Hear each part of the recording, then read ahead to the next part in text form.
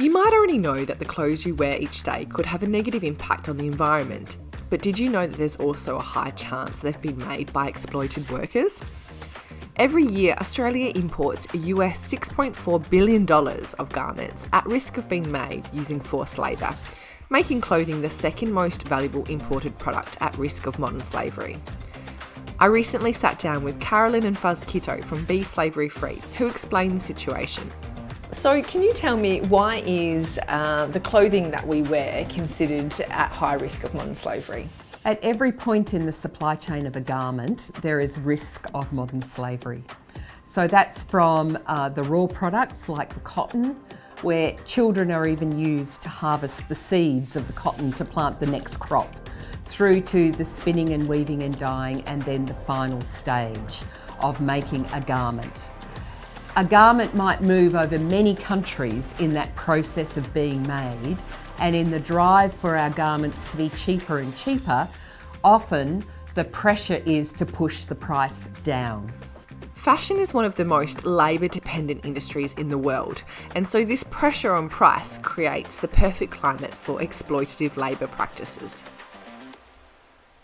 So what can you do to ensure your clothing is slavery-free? Well, unfortunately, it's complicated. One of the myths is that if it's cheap, it's bad, and if it's expensive, it's good.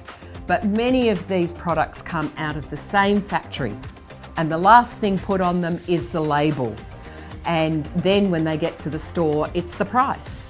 And so a $5 t-shirt that's made in the same factory, in the same way, in one store, might be being sold for $50 in another. Fortunately, there are lots of great resources available to help you understand what the companies you purchase your clothes from are doing to address modern slavery.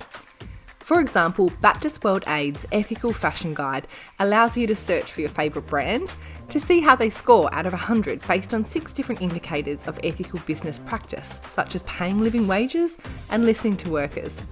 It even helps you contact the brand directly to let them know that you're concerned about their score and want to see them improve their practices. One of the things that you can do to reduce the risk of buying clothes with modern slavery is don't buy as many clothes. We probably all buy way more clothes than what we need, and a lot of what ends up in landfill or in charity shops has never been worn. So think twice before you buy. You can also choose to shop secondhand first and upcycle your clothes. So if you want what you wear to be more ethical, remember the 4 R's: research, reduce, recycle and reuse.